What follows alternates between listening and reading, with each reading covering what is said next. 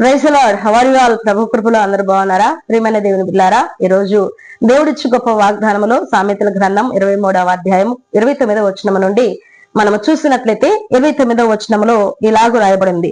ఎవరికి శ్రమ, ఎవరికి దుఃఖము, ఎవరికి జగడములు, ఎవరికి చింత, ఎవరికి హేతువు లేని గాయములు, ఎవరికి మన దృష్టి ద్రాక్షారసముతో ప్రొద్దుపుచ్చుకుని వారికే కదా, కలిపిన ద్రాక్షరసము రుచి చూడ చేరువానికే కదా, ద్రాక్షరసము మిక్కిలి వెర్రబడును, గిన్నెలో చుండగను, త్రాగుటకు రుచిగా నుండగను, దానివైపు చూడకము, పిమ్మట అది సర్పం వలె కరుచును, కట్లపాము వలె కాటువేయును, విపరీతమైన నీ కనులకు కనబడును, నీవు వెర్రి మాటలు పలుకుదువు, నీవు నడి సముద్రమున పడుకొనవలనని నుండువు, ఓటి కొయ్య చివరను పడుకొనవలనని నుండువు, నన్ను కొట్టినను నాకు నొప్పి కలగలేదు, నా మీద దెబ్బలు పడినను నాకు తెలియలేదు, నేను ఇప్పుడు నిద్ర మేలుకొందును, మరలా వారిని వెదుకుదును అని నీవు అనుకొందువు.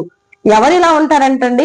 ద్రాక్షరసం అనగా మద్యం పుచ్చుకునే వారు ఇలా ఉంటారని ఇక్కడ స్పష్టంగా సామెతలు 23వ అధ్యాయము 29 నుండి 35 వచనాలలో ద్రాక్షరసం అనగా మద్యం పుచ్చుకునే వారు ఈ రీతిగా విపరీత బుద్ధి కలిగి ఉంటారని, మరి వారి కన్నులకు మరి ఎట్లా ఉంటదంటండి, వారి కన్నులకు విపరీతమైనటువంటి నీ కన్నులకు కనబడు, నీవు వెర్రివాడిగా పలుకుదవు అనేసి.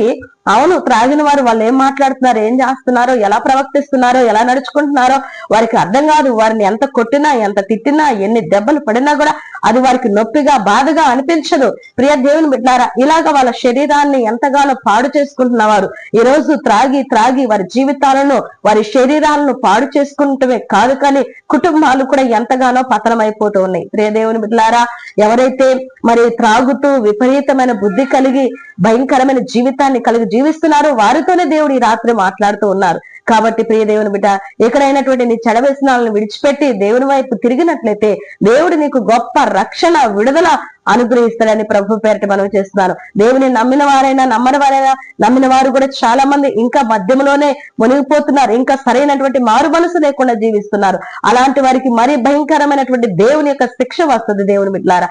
కాబట్టి ఎవరైతే మద్యముతో మత్తులై కుటుంబాన్ని, పిల్లలను, సంసారాన్ని పండించుకోకుండా విపరీతమైన మందబుద్ధి కలిగి మరి చెడు వ్యసనాలకు లోనయ్యి జీవిస్తూ ఉన్నారో అలాంటి వారు ఎలా ఉంటారో ఇక్కడ లేఖన భాగం స్పష్టంగా మనతో మాట్లాడుతూ ఉంది. కాబట్టి ప్రియమైన దేవుని బిడ్డ, ఎక్కడైనటువంటి ఆ యొక్క మద్యమును విడిచిపెట్టు, ఆ చెడు వ్యసనాలను విడిచిపెట్టు, ప్రభు వైపు తిరుగు.